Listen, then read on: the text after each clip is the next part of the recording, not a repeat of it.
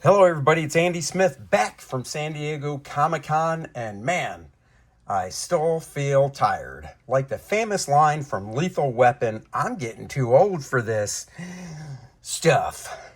Okay, here is another book look, and I am your 34-year veteran of the comic book industry, working for everybody. Pretty much, AndySmithArt.com. Go check it out. You'll see. All right, book look. Grab a book off my shelf, page through it. Every page you get to see. If it's available, I put a link in the description below and you can go buy the book. So now you get to see the book before you buy it. You're welcome. This is not a how to draw book. Well, to me it's an art book because it's filled with gorgeous art, but it is a book of stories by Neal Adams titled Monsters, Frankenstein, Count Dracula, and the Werewolf. Let's dive in. This book came out, let's see how long ago it came out. Vanguard Productions put it out, and it came out back in 2003. Holy cow, 22 years ago. Introduction to Monster Making 101. It's by Neal Adams, talking about when he was a kid, he loved monsters and stuff. Table contents, page 4, Monsters. Neal Adams' History with Monsters. From Beyond, page 50. Childhood End, page 56. Funhouse, page 58. And then a cover gallery. This stuff is colored, I believe, by Neal Studio. Probably by Corey Adams. And if you're a fan of Neal Adams, you will love this stuff. I certainly do. It's got all the drama and such. I'm going to go out on a limb and say my buddy Aaron Lopresti, who is also a Neal Adams fan, probably has not this book, but these are all reprints as far as I know. So I'm sure he has the originals, which I don't. So I was more than happy to buy this book. I did read it way back then when it came out. So look at this. 1, 2, 3, 4, 5, 6, 7, 8, 9 panels on that page. Neal did an issue of Conan. He drew one issue of the monthly book Conan back in the day. Him and his studio inked a few over John Buscema, but Neal drew one. And man, that book is packed with panels and panels. And it just contains so much story. In today's world, that one issue would probably be 3 issues. This background's cool. It's a photograph that he adjusted and stuff. A lot of guys, Stan Drake was known for doing that back in the day. Here we go. Oh, look at that lab. Dr. Frankenstein. I should actually read this again. Some of the color doesn't work for me. That really doesn't work that great for me. Big time jump too, where like you got the montage. That's kind of like the movie montage right there for the way you do it in comics. And then he creates the creature. Wow. So much to learn. Storytelling, lighting, dramatics. Neal was just a master of it all.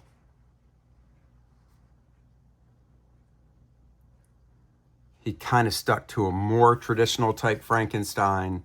And then it gets into the werewolf.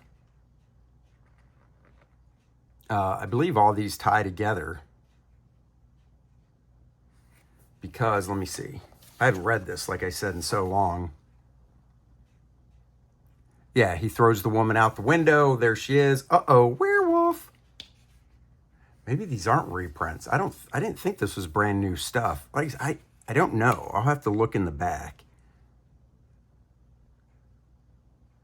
But if it's reprints, I don't know how he would have got the rights. So I don't know. Like you guys, we'll discover it together because like I said before, I pull stuff off my shelf and just go through it, you know, with you guys and kind of rediscover it. This is cool. I like these separate panels. It's kind of like a panel fade here. You know, not a panel fade, but a fade, or not a fade, but Man, I am just, see, I'm still recovering from San Diego. Camera pan down, like in a movie where you'd see that on the screen, then it pans down and pans down. Love stuff like that. This is great. So you see this here, you see this open area right here. He forgot to fill in the black area right there. So right there should be black. See, everybody makes mistakes. And then it's the woman that turns into the werewolf. What? That's cool. She turns into a boy werewolf, though, because I guess she loses her boobages when she turns. So that's kind of cool. Oh, man, reminds me of that great Batman cover he did that has a werewolf lunging at Batman back in the 70s.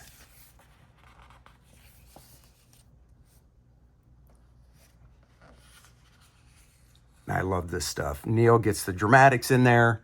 Every shot is just so gorgeous, from a tight, extreme close-up like that to this medium long shot here. 2 werewolves now. Oh, they're going to fight, yo. It's going down. I did a book called Demigod, Ominous Press, with Bart Sears. Ron Mars wrote it. IDW published the first 2 issues. Then the last 2 issues, we just put out a full trade to collect all 4.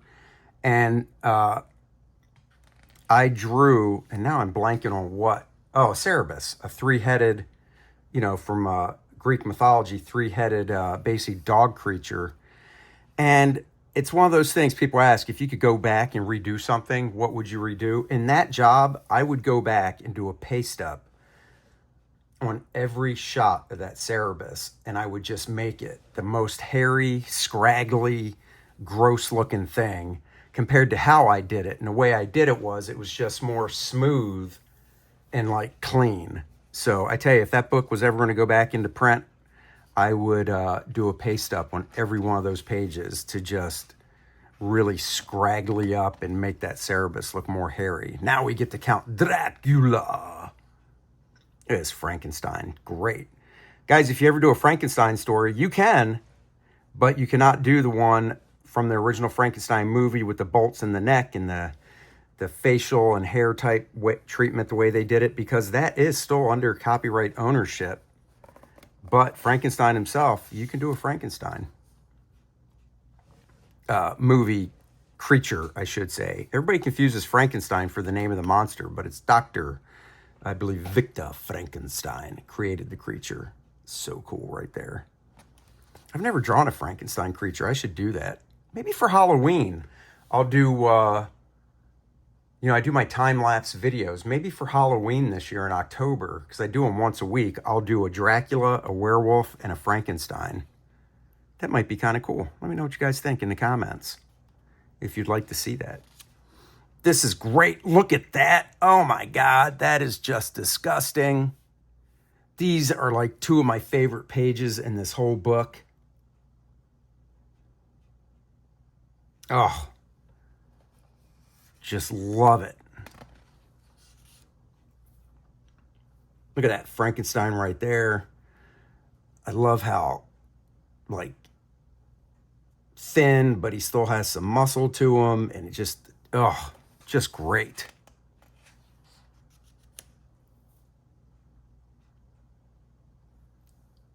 Very cool.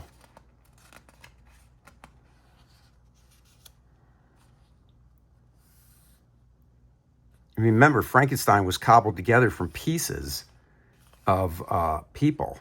So, I might have to do that. Now I'm thinking about it. The one big thing, looking through this whole book, like I said, I don't hate the coloring. I don't love it. I think it's fine, but I'd like to see it toned down a little bit. But man, the one thing, and this is weird for Neal, all this line work on her face right here really stands out to me as just not good. It's so hairy looking. Like, you look at this face, it's beautiful, it's simple, nice. And then this one, it's just not consistent. I don't know. Doesn't work for me. And then sketches. I'd love to have seen more in the sketches area, Neal was known for doing his full page layouts really small, like taking an 8.5 by 11 sheet of paper. So basically this, dividing it in 4, and each quarter would be the size he would do a pencil layout for a page that was 11 by 17. And then he would blow it up and light box it. They should do a book of all those. Homing in on the easy stuff. So reference for the witch house, I guess. So he's just maybe showing references he was using. Some of this blood splatter is a little too dark. It kind of interferes with the text. I always loved Neal Adams' marker work. He was great using magic markers. That's what they used a lot in advertising back in the day. And he would always hit a home run with his marker work. I have a book that Continuity Studios, that's his advertising arm of Continuity, put out that is all just advertising work with a lot of great marker stuff in it. Inspiration. That's great. Is this from The Thing? Guys, let me know in the comments. I haven't seen The Thing movie in so long. Is that from The Thing right there? I'm trying to just skim through this text, but the blood splatter makes it kind of hard. During preview, yeah. I don't know. Let me know what movie that's from.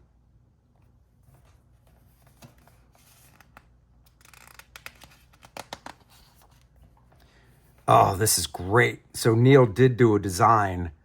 When Universal contacted me, talking about Neal Adams, to do work on Childhood's End, a not exactly monster-oriented project, one aspect in particular struck my fancy. The creatures who came to Earth at the story's climax were almost monsters. So this shows a design that he did. Here's the design of the creature, and a design that he did, and then even how the wings would work underneath a regular man's arm.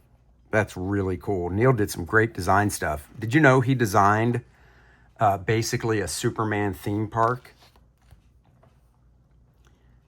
More design work that he did, some storyboards. I love this. This to me is full pencils. If you're going to give an inker a test on how to ink pencils, this is what should be given to him, not the super tight stuff. But this, because if you can ink this, you get a job. Inking the really tight pencils that I've even been known to do, not that hard. And then here we go. Yep, I do covers for DC and Marvel when asked. I use these opportunities to experiment. This Man-Thing cover was done for Michael Golden when he was an editor at Marvel. Of course, no one was reading Man-Thing, so it came in, went. Thing is, I really enjoyed doing this hand-colored cover. The werewolf under the ice, the werewolf reflected in Man-Thing's eyes, and the interpretation of the character, well, I really enjoyed doing it too. Bad you didn't see it. Oh, so it was never printed. Wow.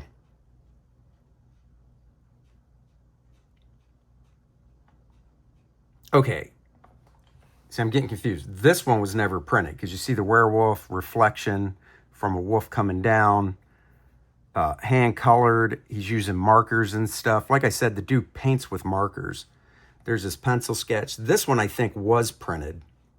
I'd have to ask Aaron Lepresti. And this looks like on the left done with Dr. Martin Dies. I love the Man-Thing. I'm gonna have to do a drawing of the Man-Thing. Aaron can't be the only one. When Marvel Comics decided to begin publishing black and white magazines with painted covers, there simply weren't many comic book artists who could handle color. I became the first choice in a very small field of nearly one, so each new #1 issue sported a Neal Adams cover. So there you go, nice cool Dracula. That's mostly Dies. And you've got these covers at the bottom, which are like mostly Dr. Martin Dies. Most of his covers were, and they are fantastic. You just got to keep them out of the sun because Dr. Martin Dies will fade. And there you go. And then this is, I just want to make clear how much I hate this drawing or illustration, whatever you call it. I can't exactly explain why, but I'll try. First, I guess I thought it was a good idea for a finish. It was kind of a trick, you see, how to make monsters seem to get closer and closer, but not get taller or shorter. So walking into water so their lower body disappeared, well, that worked. Then there was the subject, why weren't they fighting each other or doing something? They're not fighting, they're walking into the water sort of with purpose. It was something when I drew it, but when I began to do the finish, it seemed to become nothing. When it began turning south, I couldn't think of any way to save it. Now, after all this, imagine you're me and a number of folks tell you it's one of their favorite pieces. I mean, that's how it works. I've done stuff where I'm not thrilled, but then people are like, oh my God, that's one of the best things you've ever done. So live with it. I think it's really cool. Other books from Vanguard. So there you go. Let's read this back piece to see if I guess these were original stories. Neal Adams, trailblazing pioneer of the illustration school of comic art, set a benchmark in comic book illustrations that has kept his work in print and in constant demand for over 30 years. This book came out in 2003. An innovator yet never one to rest on his laurels, Adams leapt from advertising illustration to comic art, fueled by his unique artistic vision of how things should and could be done, if one really wanted to do it correctly. Storytelling, teller, director, theorist, publisher, designer, writer, artist, blah, blah, blah. In this book, Neal reveals that deep down he is a true fan of the classic horror films, which filled his imagination with monsters and mayhem and made him dare to want to do better. This is a story I would bring to film, says Adams. So sit back, grab your popcorn, and get ready for your screening of Neal Adams Monsters. So this is all original content, not reprinted. So now I don't know if Aaron Lopresti has it or has seen it. I will have to ask him. Great book. If it's available, I will post the link. Thank you for joining me, guys, live now on Indiegogo, Lilineth, Infernal, Conflict, the new graphic novel from myself and Dennis Turner, Lilineth, the scorching hot babe from Kor-Drath's World in a Shattered Reach, in this great one-shot graphic novel. Go check it out. I will talk to you guys next week. Bye-bye, everybody.